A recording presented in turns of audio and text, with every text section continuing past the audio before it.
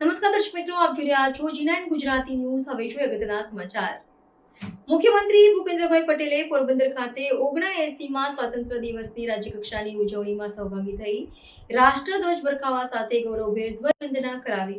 મુખ્યમંત્રીએ રાજ્યના સૌ નાગરિકોને આજના રાષ્ટ્રીય પર્વની શુભકામના પાઠવી હતી.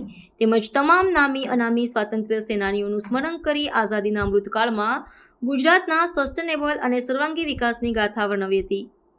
મુખ્યમંત્રીએ આ અવસરે પોતાના પ્રેરણાત્મક સંબોધનમાં આઝાદીના આંદોલનમાં ગાંધીજી અને સરદાર વલ્લભભાઈ પટેલ સહિત દેશના વીર સપૂતોના સમર્પણનું સ્મરણ કરતા જણાવ્યું હતું કે આ ઉજવણી આપણને દેશ માટે કર્તવ્યરત રહેવાની અને રાષ્ટ્ર માટે સમર્પિત થવાની પ્રેરણા આપનારો અવસર છે.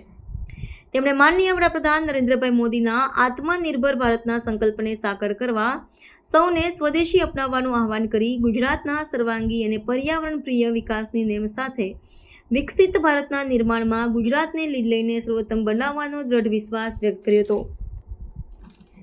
મુખ્યમંત્રીએ આ અવસરે હોલિસ્ટિક ડેવલપમેન્ટની નેમ સાથે 2025ના શહેરી વિકાસ વર્ષમાં નાના શહેરોના સુનિયોજિત વિકાસ માટે 100થી વધુ ટાઉન પ્લાનિંગ સ્કીમને મંજૂર કરવાની 1 લાખ સુધીની વસ્તી ધરાવતા 55 નગરો માટે GIS આધારિત ડેવલપમેન્ટ પ્લાન તૈયાર કરવાની તેમજ શહેરોની જેમ ગામોમાં પણ વેલ પ્લાન ડેવલપમેન્ટ માટે મુખ્યમંત્રી ગ્રામોત્થાન યોજના શરૂ કરવાની સાથે જ આ યોજના અંતર્ગત જે તાલુકા મુખ્ય મથક નગરપાલિકામાં ભળેલ ન હોય તેવી ગ્રામ પંચાયતોના સર્વાંગી વિકાસ માટે આગામી 5 વર્ષ માટે ₹100 કરોડ ફાળવવાની મહત્વપૂર્ણ જાહેરાત કરી હતી.